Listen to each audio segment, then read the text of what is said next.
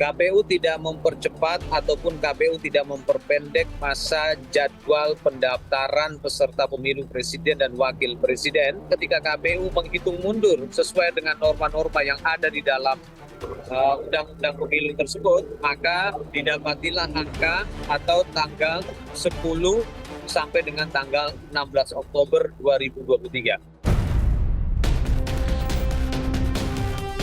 Kalau tidak diajukan justru mempengaruhi tahapan pemilu. Pemilu bisa terganggu kalau tidak dimajukan.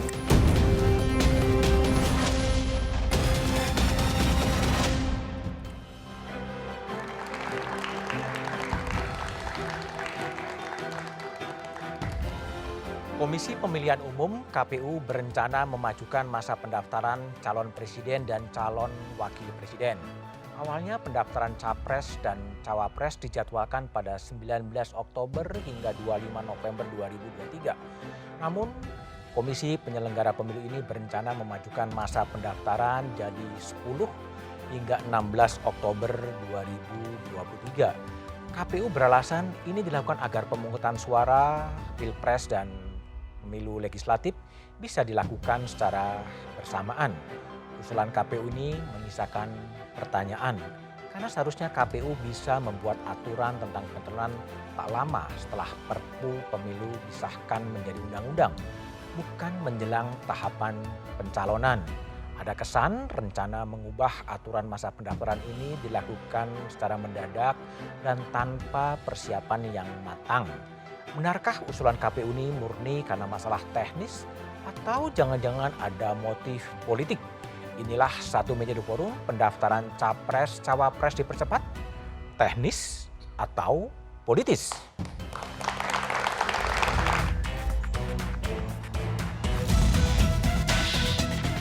Tanyakan ke KPU aturannya seperti apa. Presiden Joko Widodo enggan menanggapi rencana Komisi Pemilihan Umum yang akan memajukan jadwal pendaftaran Capres-Cawapres Pemilu 2024. KPU beralasan rencana memajukan masa pendaftaran peserta Pilpres 2024 terkait dengan penyesuaian aturan Undang-Undang Nomor 7 Tahun 2023 tentang Pemilu, Pasal 276 Ayat 1, tentang aturan masa kampanye yang dilaksanakan 15 hari setelah pasangan Capres-Cawapres ditetapkan. Sesuai dengan norma-norma yang ada di dalam undang-undang pemilu tersebut, maka didapatilah angka atau tanggal 10 sampai dengan tanggal 16 Oktober 2023. Selain itu, ada sederet tahapan usai pendaftaran kandidat yang harus dijalani KPU sebelum menetapkan peserta Pilpres 2024. Sehingga memajukan jadwal pendaftaran 9 hari dari jadwal semula dan memperpendek masa pendaftaran menjadi 6 hari memungkinkan KPU bekerja lebih cepat sesuai jadwal pemilu. Usulan KPU ini mendapat respons positif dari peserta pemilu. Ya, pada dasarnya PD Perjuangan mengikuti seluruh tahapan yang ditetapkan oleh KPU. Sehingga kami ini taat asas. Itu bagus, jadi pemajuan pendaftaran berdasarkan undang-undang dan PP yang memang harus dilaksanakan. Tentu kita menyambut baik. Meski Menko Polhukam memiliki alasan lain di balik respons positifnya. Terlalu lama bertengkar siapa hal ini yang maju, siapa yang daftar. Sekarang direncanakan dipercepat pendaftaran 10 Oktober ditutup tanggal 16 Oktober.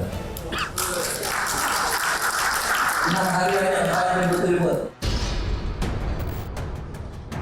Maka benarkah alasan KPU memajukan masa pendaftaran peserta Pilpres 2024 sekedar perkara teknis menyesuaikan jadwal? Atau justru ada unsur politis di balik usulan memajukan masa pendaftaran peserta Pilpres 1 bulan jelang jadwal yang sudah ditentukan?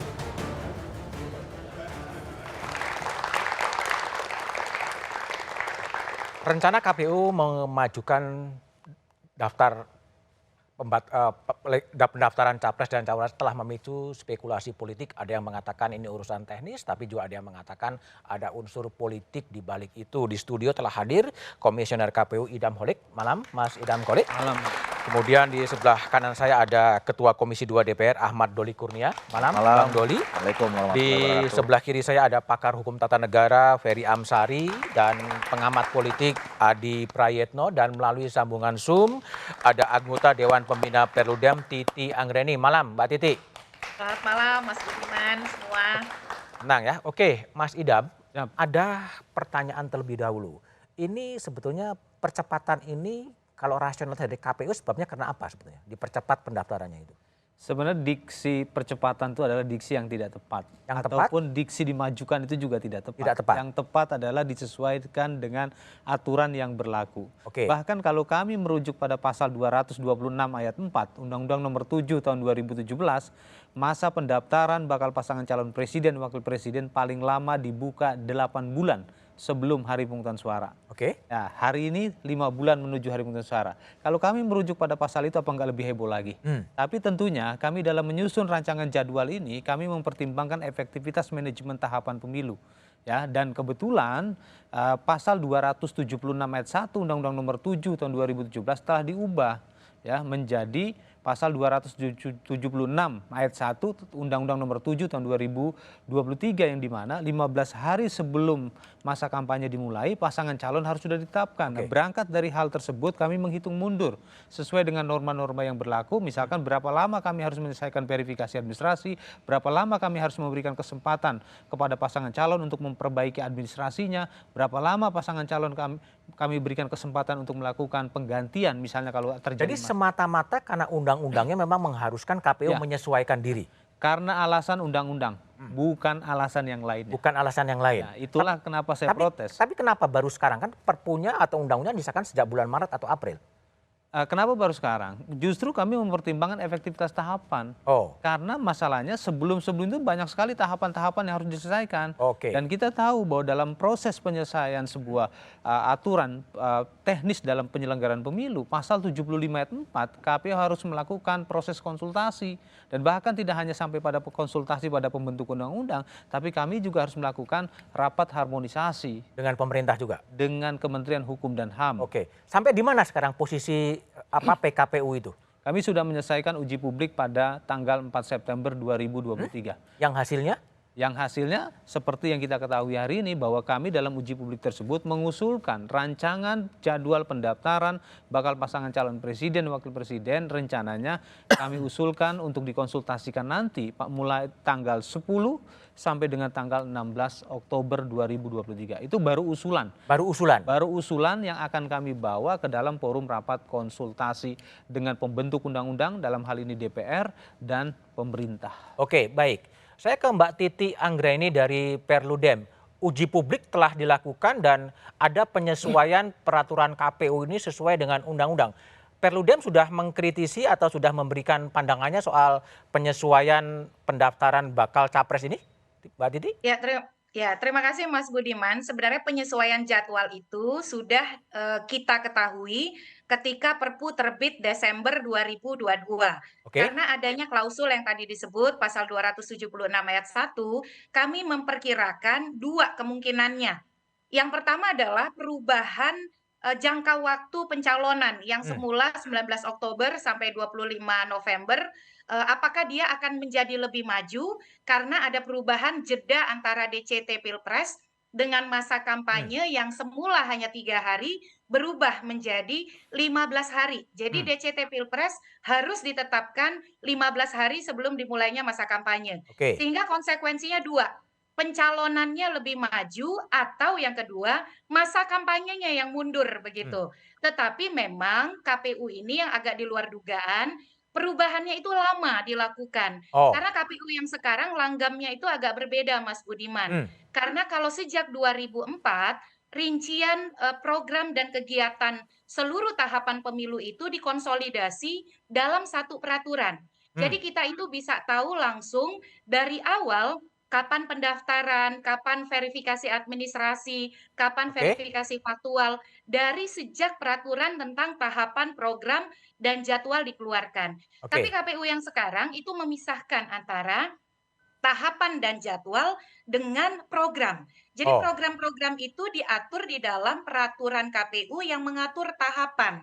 Nah, KPU kebetulan mengatur tahapan pencalonannya itu mepet atau dekat dengan akan dimulainya tahapan pencalonan.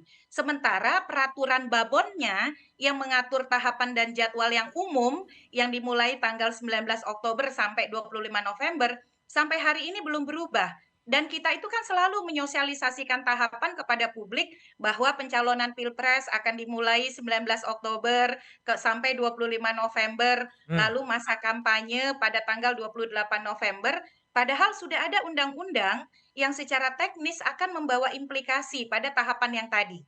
Nah, ini yang kemudian memang menjadi catatan. Kalau kami sendiri di Perludem sejak lama menyarankan kepada KPU, tahapan itu jangan dibuat gelondongan besar seperti diatur di peraturan KPU 3 2022, tapi detail teknis program dan kegiatan itu sudah dikonsolidasi satu naskah gitu. Jadi kita tidak masuk dalam spekulasi ini. Karena terakhir Mas Budiman, saya ingat pesan Pak Jokowi di Konsolnas KPU 2 Desember 2022.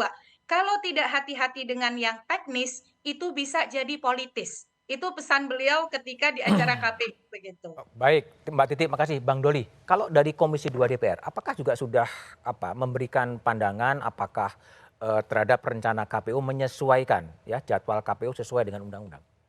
Ya, secara formal kan pandangan itu nanti akan mengemuka pada saat rapat konsultasi digelar. Belum ya? Belum. Jadi kan memang teman-teman KPU ini selalu prosedurnya kan begitu. Jadi begitu mereka mau mengajukan rancangan PKPU yang akan dikonsultasikan kepada DPR dan pemerintah, mereka buat draftnya dulu, terus kemudian diuji publik. Nah, kemudian setelah diuji publik baru diajukan. Nah, kemudian nanti dibahas di situ detail dan kemudian disetujui.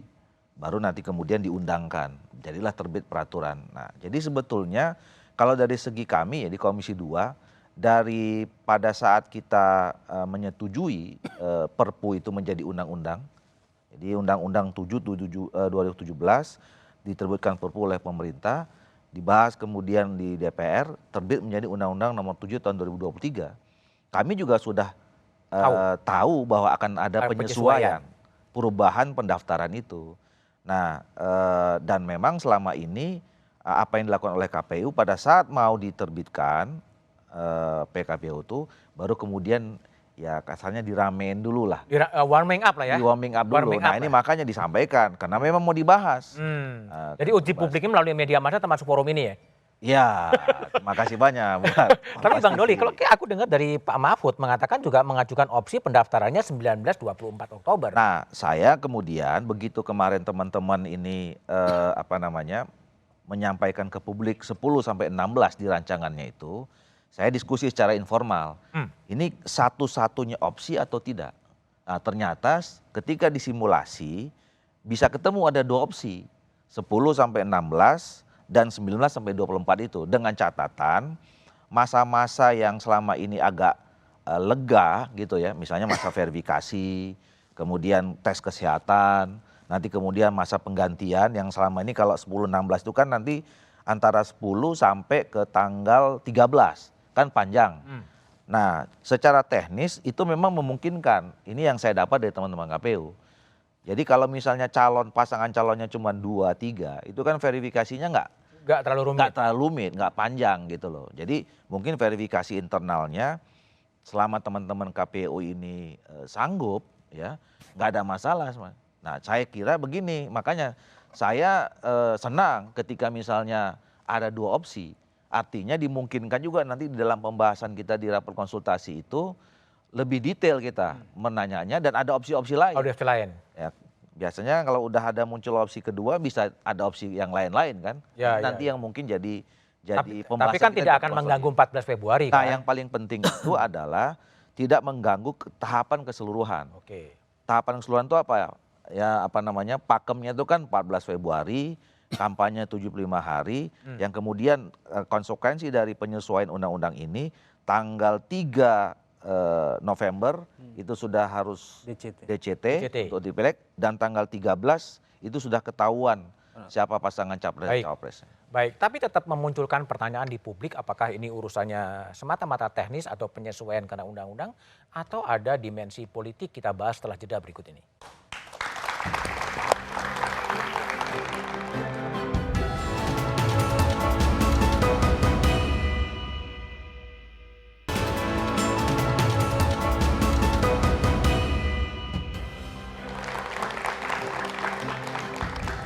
Masih bersama saya Budiman Tanurjo di satu meja dapur Bung Ferry Amsari. Anda lihat ini apa penyesuaian jadwal pendaftaran capres yang disesuaikan dari 19 menjadi 10. Apa yang Anda lihat dari situ? Ada satu pemahaman universal lah dalam kepemiluan Mas Budi, bahwa pemilu itu harus pasti prosedurnya, tidak pasti hasilnya. Nah, jangan kebalik-balik. Jangan kebalik-balik. Nah, jangan prosedurnya tidak pasti tapi hasilnya sudah diketahui kan begitu. Emang gitu? Enggak, ini jangan. Oh jangan. Ya. Oke. Nah kalau dilihat penjelasan dari Mas Idam tadi ada beberapa hal yang menarik. Satu, publik sebenarnya sudah mengingatkan soal 8 bulan, itu kurang lebih pertengahan tahun kemarin, soal pendaftaran calon presiden. Tapi kemudian dipilih untuk mundur ke Oktober. Setelah sampai 19 Oktober dimajukan lagi 10 Oktober. Ini kan memperlihatkan bagaimana orang melihat ada ketidakpastian dalam bersikap. Disesuaikan kan karena ada perintah Perpu ya, tadi. Apapun bahasanya disesuaikan, publik melihat ini maju mundur nih. Maju mundur. Ya, di pertengahan tahun jadi Oktober, lalu kemudian mau dimajukan beberapa minggu kemudian. Dan soal seperti ini menurut saya bicara soal kegagalan membangun profesionalitas. Bahwa di pasal 3 Undang-Undang 7 2017 tentang pemilu disebut bahwa prinsip penyelenggaraan pemilu itu ada kepastian hukum. Nah mestinya cara berpikir untuk melakukan proses yang pasti juga tergambar dari hukum tersebut. Nah ini kan bingung nih, begitu sudah diundur ke Oktober, lalu mau dimajukan, mau diskusikan lagi, lalu ada upaya untuk konsultasi dengan Komisi 2, padahal sifatnya kita ketahui bersama bahwa konsultasi itu tidak wajib begitu berdasarkan putusan MK ya, berdasarkan putusan MK begitu ya. Nah KPU kalau mau menjalankan dalil-dalil misalnya bahwa sebagai lembaga mereka mandiri ya oke saja. Dan saya tidak melihat ada keributan berarti di Komisi 2 soal ini. Nah ini bicara bagi saya jangan membingungkan publik dengan proses, tapi mari bangun proses yang pasti. Baik. Tidak hanya merugikan publik, Mas Budi, tapi peserta juga rugi ini. Oke, baik. Oke, Mas Adi, ini teknis atau politis sebetulnya Anda lihat? Ya bagi saya sebenarnya Bang Budiman sulit untuk menghilangkan ada kesan dan tendensi politik ya soal bagaimana mempercepat pendaftaran capres dan cawapres ini. Gimana politisnya? Sederhana, ini kan ujuk-ujuk ya, tidak ada angin, tak ada hujan, tak ada urgensi yang kemudian membuat kenapa masa percepatan soal pendaftaran ke KPU itu harus disegerakan.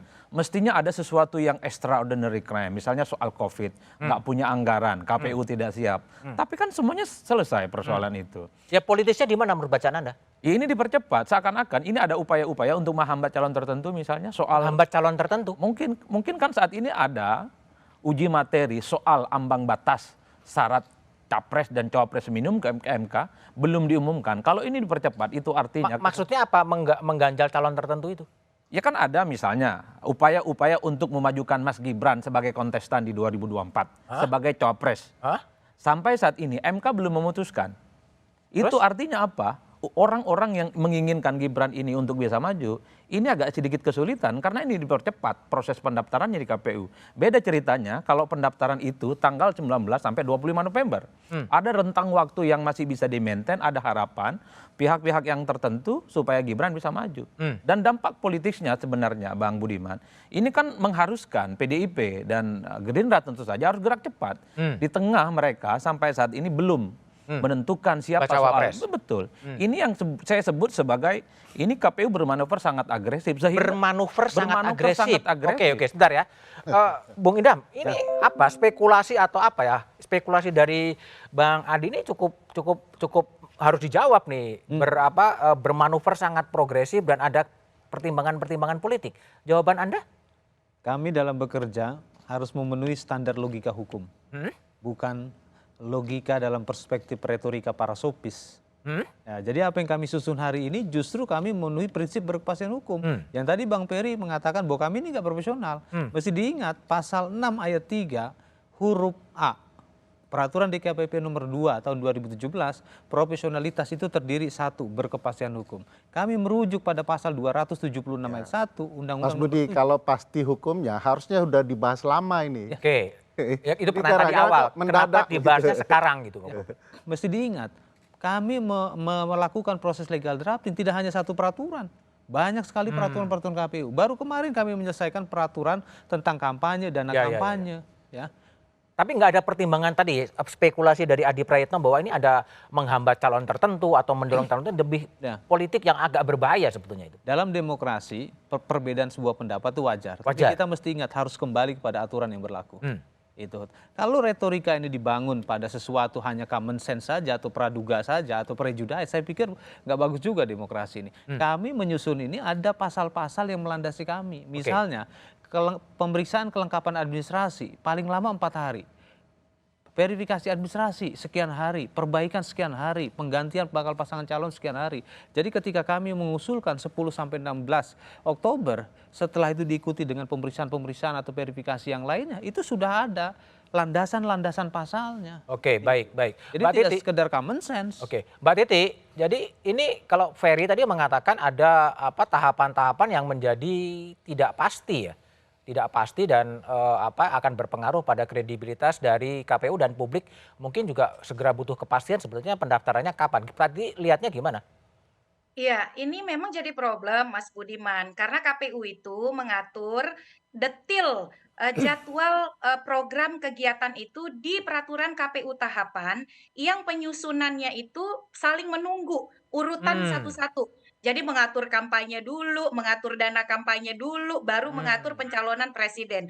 Jadi tidak dari awal kepastian itu diberikan. Berbeda dengan pemilu 2004, 2009, 2014, 2019, itu semua sudah terkonsolidasi jadi satu. Kita itu dari awal sudah tahu rangkaian detil tahapan. Bahkan kan soal DCT berubah nih. DCT kan seharusnya kalau dulu 25 November, sekarang dibuat kalau untuk pemilu legislatif 3 November, untuk pemilu presiden 13 November. Kalau saya tidak menyepakati kalau jadwalnya dikembalikan ke 19 sampai 24. Harus diingat loh, ini tahapan itu sudah dipangkas. Dibandingkan 2019, tahapan pencalonan 2019 itu 46 hari. Sekarang KPU itu dari mulai pengumuman sampai penetapan DCT hanya 36 hari. Di dalamnya ada proses potensi sengketa. Kita tidak bisa hanya prasangka baik, nanti partai-partai akan terima apapun hasil dari KPU, tidak akan ada keberatan, tidak boleh begitu. Karena ruang keadilan hukum pun harus diberikan. Menurut saya ketika kita sudah berdiskusi panjang lebar soal mengapa harus ada penyesuaian dengan Perpu, dengan undang-undang, lalu misalnya KPU bertemu DPR dan pemerintah berubah lagi kembali ke 19 sampai 24 Oktober. Wah, itu bisa jadi pertanyaan publik. Berarti ini KPU ini gimana sama DPR sama pemerintah?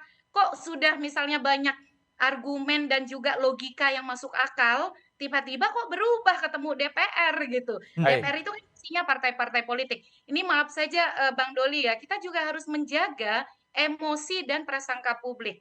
Dan kalau saya lihat dari tahapan, ini durasi jauh lebih pendek. Kalau mau dibikin lebih pendek lagi, bagaimana kalau ada potensi-potensi masalah hukum? Jangan sampai justru dia menjadi lebih politis lagi. Kalau bagi saya soal tahapan ini sudah lebih masuk akal begitu dari sisi potensi masalah yang akan timbul. Memang catatannya KPU lama mengaturnya. Karena tadi bahan pendekatan pengaturan tahapan tadi.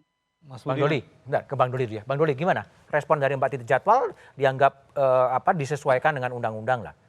Ya kita maksudnya begini, ini positive thinking aja. Positive thinking. Gak usah prejudice, ini usah prejudice ya.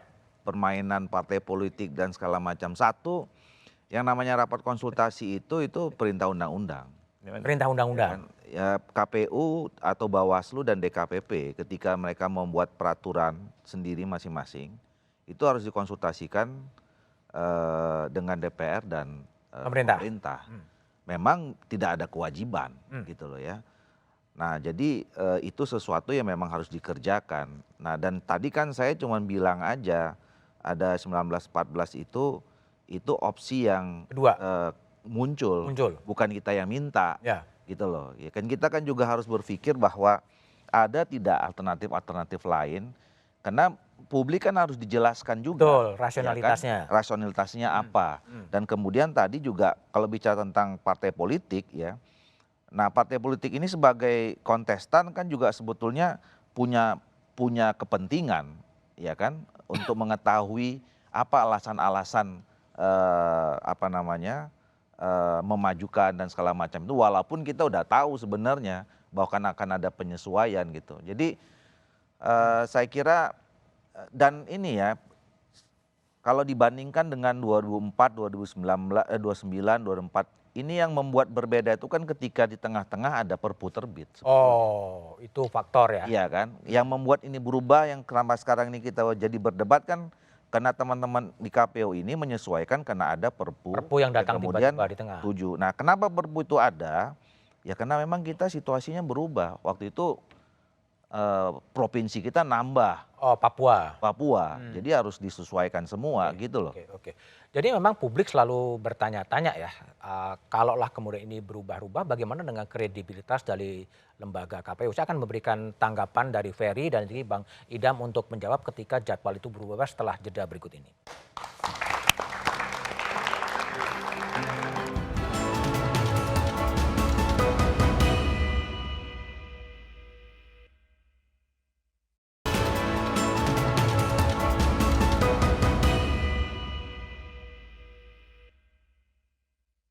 Beberapa pejabat, ya sekarang disebut pejabat, kalau dulu kan khalifah.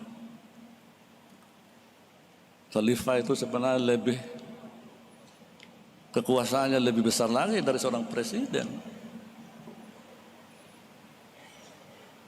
Itu rata-rata berusia muda. Pro kontra pasti ada.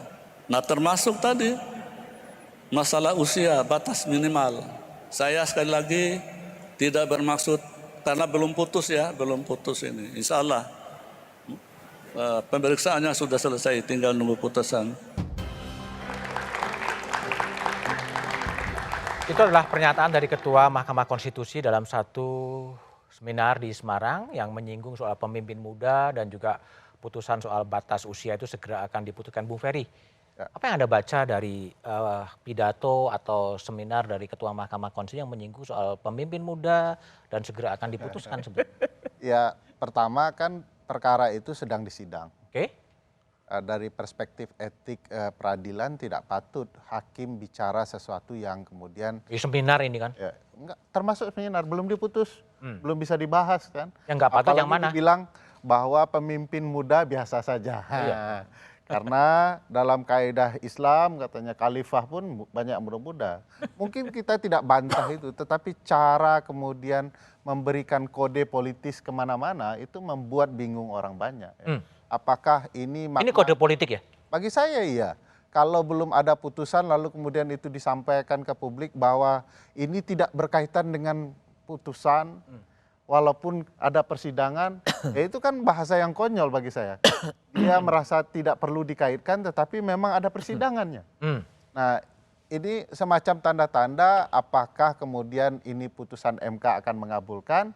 Mengabulkan yang mana? Mengabulkan usia muda. Karena usia muda. Tapi kan ada juga yang usia tua. Ya, yang usia tua lain lagi ini konteksnya pertarungannya kan. Tapi bagi saya yang seperti ini memang bahaya bagi proses pemilu kita, ada sikap yang tidak profesional. Saya menyebut misalnya KPU tidak profesional juga berkaitan dengan bagaimana harusnya KPU sudah mempersiapkan draft PKPU itu jauh-jauh hari. Baik. Ini malah kan dekat-dekat tuh, nempel-nempel tuh. Ya. Dan akhirnya kita merasa kok ada perubahan-perubahan yang tidak dibahas jauh-jauh hari. Baik, Mas Adi, ini Ketua MK juga mengatakan muda, dan ini ada kaitannya sih Anda baca sebagai political scientist, kaitannya dengan penyesuaian jadwal pendaftaran capres atau cawapres dengan putusan MK?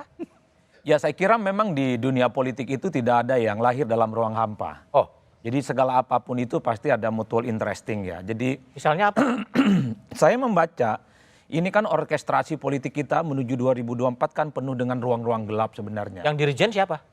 Wallahu a'lam bishawab. Mungkin Pak RW, mungkin Pak RT. atau mastermind istilah teman-teman kan untuk menghindari kata Pak Lurah sebenarnya. Kingmaker dan seterusnya. Yang ingin saya katakan sebenarnya Bang Budiman satu hal bahwa KPU boleh punya dalil ini menyesuaikan dengan Perpu dan seterusnya. Tapi ingat bahkan KPU sekalipun tidak bisa memastikan pendaftaran itu mau tanggal 19 atau dimajukan tanggal 10. Kan mau dikonsultasikan dulu. Ya betul, itu artinya apa? Kalau KPU saja tidak jelas dengan peraturan-peraturannya, apalagi ruang-ruang gelap politik itu Bang. Kenapa saya sebut tadi ini ada soal politik? Tanggal 1 Oktober Gibran itu genap 36 tahun. Apa kaitannya? Oh iya dong, jelas. Kalau itu dikabulkan, ini tentu dalam tanda kutip, ini memperpendek di mana orkestrasi untuk memajukan Gibran di 2024 agak sedikit tersudut karena persiapan untuk pendaftaran sangat mepet. Oleh karena itu wajar kalau kemudian ini ada kaitannya, apalagi Pak Ketua MK bicara soal kepemimpinan. Ada kaitannya atau dikait-kaitkan? Ada kaitannya, menurut kita logika publik tentu saja. Itulah yang saya sebut bahwa persoalan pemilu di 2024 selain ruang gelap, ini kan sandera politiknya nggak kelar-kelar sampai sekarang. Oleh karena itu. Sandera politik? Iya, sandera politik dalam arti ini kan banyak orkestrasi yang tidak muncul soal ambang batas minimum calon capres, kemudian ambang batas maksimal soal capres, tentang koalisi yang juga itu tidak jelas sampai saat ini. Seakan-akan tarikan nafasnya ini soal bagaimana mempercepat atau kembali kepada tanggal 19 sampai 25 November tentang pencapresan itu. Oleh karena itu bagi saya memang KPU harus mengatakan bahwa ini bukan kecelakaan, bukan ada orkestrasi, bahwa ini murni penyesuaian. Itu yang sebenarnya untuk menghilangkan distrust publik. Karena KPU ini kan misalnya belakangan tiba-tiba muncul supaya pilkada dimajukan. Coba bisa bayangkan. Siapa yang kemudian tidak ini ada kaitannya dengan politik, Bang? Baik. Bu Sidam silakan direspon agar kemudian tidak terkesan ada unsur politiknya. Gimana meyakinkan publik? Dalam merancang tahapan atau dalam melakukan proses legal drafting di setiap PKPU itu tidak berpikir politis. Tidak berpikir politik. Ini pelaksana undang-undang pemilu. Kalau kami dikatakan atau di-labeling oleh Bang Ferry bahwa kami tidak profesional, itu udah hal biasa bagi kami. Tapi perkataan beliau berbeda dengan aturan di KPP menyatakan ketika seorang penyelenggara itu profesional atau tidak. Indikatornya adalah berkepastian hukum. Dan hari ini ketika kami menyusun aturan-aturan itu, semua memiliki landasan hukum dan itu berbeda dengan retorika Bang Ferry yang nggak ada landasan hukum. Begini Mas Budi, saya mau bantah. Kalau KPU itu belajar filsafat hukum dan dikaitkan dengan kepastian hukum, maka tujuan adanya kepastian hukum itu agar upaya penyimpangan dalam dunia politik itu bisa dihindari. Bayangkan bagaimana bisa menyebutkan kepastian hukum kalau tanggal saja masih diperdebatkan menjelang proses pemilu. Masih kemudian ditanya tahapan pilihan 1, pilihan 2. Ini kepastian hukum macam apa? Belajar filsafat di mana? Oke, baik. Bung Idam, silakan. Dalam proses legal drafting, Mas, itu ada yang namanya proses deliberatif. Apa buktinya? Kami mengadakan uji publik. Tadi proses apakah 10-16 atau 19-20 akan dikonsultasikan? Pada saat kami melakukan uji publik, rancangan yang kami sampaikan kepada para peserta uji publik dalam lampiran 1 itu kami usulkan 10 sampai dengan 16 Oktober. Itu baru usulan. Baru usulan. Nah, siapa yang akan memutuskan nanti sebetulnya? Dan ada beberapa proses yang harus kami lampaui. Ini proses politik atau proses hukum? Proses teknokratis. Teknokratis. Proses teknokratis politis. Tidak ada unsur politik. Tidak ada? Tidak ada. Kami bisa jamin ini. Itu akan selesai kapan? Dalam waktu yang tidak lama. Minggu depan selesai? Agar publik mendapatkan kepastian? Yang jelas dalam kami proses melakukan legal drafting itu tidak hanya kami sendiri, tapi kami harus menempuh apa yang dikatakan oleh undang-undang. Pasal 75 ayat 4 mengatakan bahwa kami wajib melakukan konsultasi. Wajib melakukan konsultasi. Mbak Titi, ini proses konsultasi di parlemen bersama dengan pemerintah dan Komisi 2 DPR dan KPU, ini proses politis, teknokratis, atau proses apa sebenarnya yang terjadi? Ya, kalau kita refleksikan perjalanan tahapan itu tidak mudah, Mas Budiman. Memutuskan 75 hari kampanye itu saja, itu bukan maunya KPU loh di awalnya. Bukan KPU maunya itu tidak mau 75 hari. Di awal kepemimpinan Arief Budiman, mengapa tahapan itu lama? Karena tarik-menarik soal masa kampanye. 75 hari itu berangkat pertama kali bukan dari maunya KPU, tetapi awal digagas oleh pemerintah dan kemudian diamini oleh DPR. Nah, dari situ saja wajar kalau kemudian kita menilai bahwa KPU itu mudah sekali berkompromi begitu dengan apa yang kemudian menjadi aspirasi pemerintah dan partai politik di parlemen. Ini realitas loh. Dari tahapan-tahapan yang diatur sampai kemudian kita bisa memutuskan 14 Februari, kalau Mas Budiman ingat, itu kan tarik-menariknya juga dengan parlemen dan dengan pemerintah. Nah, soal tahapan ini, presiden buruknya adalah ketika KPU, Pak Idam sudah meyakinkan publik, ini loh hitungan-hitungannya tanggal 10 sampai tanggal 16, lalu kemudian DCT-nya 13 November, tiba-tiba ada lagi pembicaraan alternatif 1, alternatif 2, KPU-nya berubah lagi. Baik. Waduh, gawat tuh. Baik. Itu yang kemudian menurut saya tendensi itu yang harus dihindari. Oke, Mas Idam, tolong dijawab. Dianggap mudah diajak berkompromi untuk menentukan tahapan-tahapan. Itu persepsi subjektif Mbak Titi, dan itu menjadi ciri khas Mbak Titi dalam menilai kami. Tapi nggak masalah. Ini ruang demokratis. Yang jelas dalam penyelenggaraan pemilu, di antara sekian banyak prinsip penyelenggaraan pemilu, ada yang namanya efektif dan efisien, dan itu menjadi pertimbangan Mahkamah Konstitusi dalam menentukan mengapa harus adanya penyelenggaraan pemilu serentak di Indonesia. Baik, sebentar ke Bang Doli. Bang Doli, ini gimana? Agar ketidakpastian ini semakin pastilah. Membuka ruang pastian banyak cari, dikaitkan dengan usia, dikaitkan dengan mana. Komisi 2 DPR akan ngambil posisi apa? Saya kira saya harus koreksi itu tadi. Ini kan jadi perdebatan panjang ketika muncul ada alternatif yang disampaikan oleh pemerintah. Sebenarnya itu kan pembicaraan informal, ya. Nah, yang sekarang ada di draftnya KPU itu 10 sampai 16. 10-16. Udahlah, nggak usah kita bicara yang lain dulu aja. Ya, yang masuk itu 10-16. Ya, ini nanti akan kita dalami, akan kita elaborasi lagi di Komisi 2 gitu. Nah, kalau ada kaitannya soal politisasi, kaitan jadwal, ada indikasi untuk menjegal calon tertentu segala macam, ya saya kira terlalu jauh ya. Terlalu jauh. Karena begini, saya nggak tahu. Sebetulnya kan temanya beda ini deh. Soal muda dan tidak muda itu kan tidak dibicarakan soal ini ya. Ya, dikait-kaitkan oleh Adi Prayitno tadi. Nah ya, jadi saya setuju. Setuju apa? Kalau memang tambah hari ke depan itu memang diberi peluang pada calon-calon yang muda. Oh, setuju. Tapi kalau di dalam aturannya, keinginan kita untuk meremajakan kesempatan anak-anak muda, menuntut adanya perubahan peraturan, ya peraturan itu dirubah oleh pembuat undang-undang, gitu loh ya. Makanya kita harus kaji secara mendalam berapa usianya.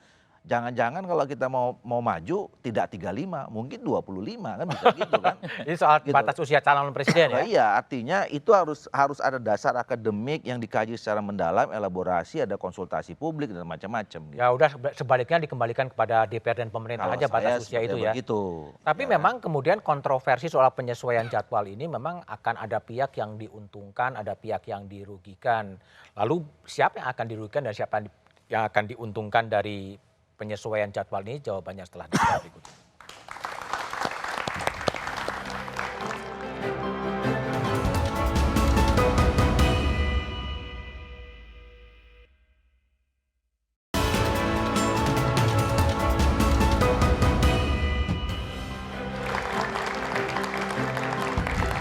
Masih bersama saya Budiman Tanurjo di satu meja dapur. Mbak Titi Anggraini, kalau KPU soal pendaftaran bakal calon presiden tidak ada kepastian, dampaknya apa bagi publik, Mbak?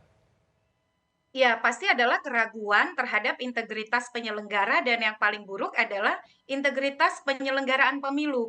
Jangan lupa Mas Budiman, mungkin sekarang bisa dinetralisir, tapi eksesnya, residunya itu bisa terasa terutama ketika sudah ada hasil. Jadi pentingnya KPU mampu membangun komunikasi yang terbuka, komprehensif, dan juga tidak menunda-nunda misalnya ekses dari perubahan kebijakan itu menjadi penting.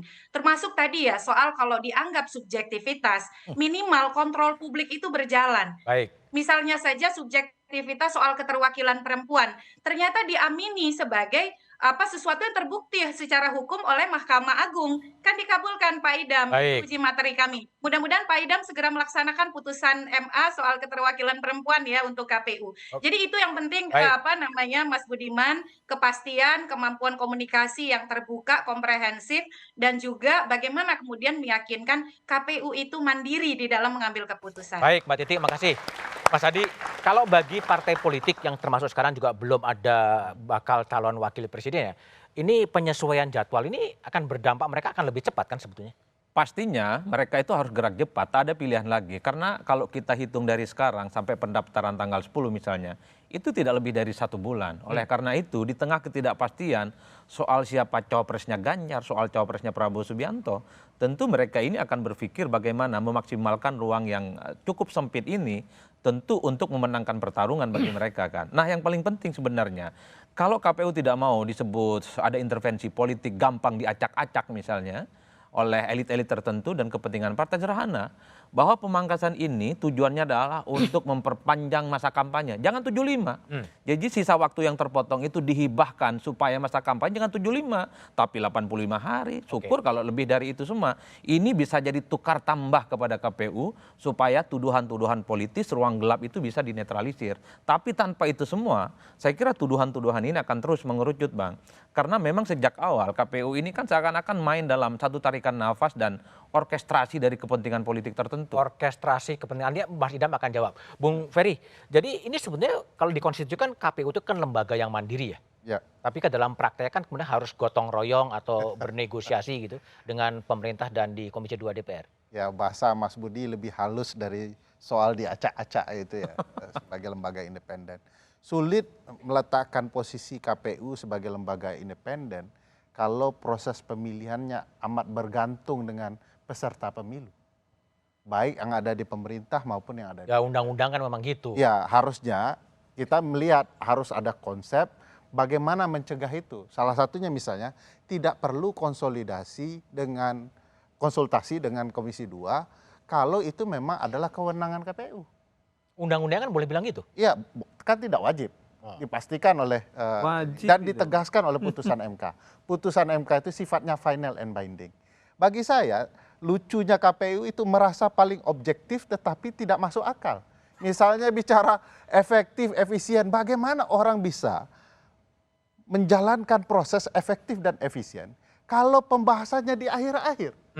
Sudah tahu ada 5 tahapan pembentukan peraturan perundang-undangan, tapi bahasnya menjelang kemudian tahapan itu dilakukan. Jadi logika tidak sehat KPU ini sebenarnya adalah gambaran dari tidak sehatnya proses penyelenggaraan itu. Baik, Bung Doli, jadi gimana respon Komisi 2 DPR untuk memastikan bahwa semua tahapannya ada kepastian-kepastian tanggal dan tidak mengganggu tahapan-tahapan yang lain menuju 14 Februari? Ya kita berharap KPU segera mengirim surat kepada Komisi 2. Bang belum ya? Belum. Gawat. Dan kami udah memberitahukan dari ya paling enggak seminggu yang lalu. Objektif dulu. Ya, seminggu yang lalu bahwa segera saja. Supaya memang menjawab semua ini jadi pasti, ya tidak ada lagi spekulasi pembicaraan yang ini. Nah buat KPU saya kira bagus-bagus saja, ada Ferry, ada Adi, ada Titik gitu ya, supaya memang mereka bekerja dengan baik. Tetapi supaya juga clear, kita juga selama ini menempatkan posisi KPU dan teman-teman Komisi 2 yang juga terdiri partai-partai itu secara proporsional ya. Kita juga nggak punya keinginan ada mau ngacak-ngacak terus kemudian mau intervensi, karena kita juga punya visi juga untuk membangun Indonesia dengan proses politik yang lebih baik, demokratis, yang sehat dan segala macam seperti itu gitu. Nah mana yang memang kita anggap itu produktif untuk pembangunan politik demokrasi, ya itu yang kita terima, itu yang kita dukung. Kalau yang tidak ya kita bilang enggak juga gitu. Mas Idam silakan dijawab berbagai prasangka yang mudah diacak-acak, harus berkonsultasi dan lain sebagainya. Ya itu kan pikiran mereka sendiri, jalan pikir mereka sendiri yang saya secara pribadi pun sulit mengerti apa yang mereka maksud. Ya, karena jelas, aturannya sudah jelas. Kayak Bang Ferry bilang, konsultasi nggak wajib. Pasal 75 ayat 4 Undang-Undang Nomor 7 tahun 2017 jelas eksplisit KPU wajib konsultasi. Itu. Nah, jadi saya bingung dengan cara berpikir Bang Ferry ini. Dan yang jelas KPU tidak sebutkan putusan MK. Putusan MK itu menjelaskan bahwa hasil konsultasi tidak bersifat mengikat, tapi konsultasinya wajib. Nah, di sini dikatakan tidak wajib tadi, tidak harus oleh Bang Doli. Mana ini kok berbeda antara Konsultasi wajib. Ada undang-undangnya Bang, belum diubah sampai sekarang. Oke, tapi Insya Allah saya hafal undang-undang pemilu. KPU ini akan memutuskan 10, 16 atau 19, 24 atau kembali ke yang lama itu publik akan mendapatkan kepastiannya kapan? Ya, sebelum saya menjawab itu, saya ingin menyampaikan survei Litbang Kompas dari survei ke survei kepercayaan publik terhadap KPU terus menaik. Oke. Ini fakta. Ya. Jadi kalau tadi ada kekhawatiran yang terlalu besar, saya pikir cara berpikir yang mungkin ya pandangan pribadi aja, tapi publik nggak begitu kok, ya kan?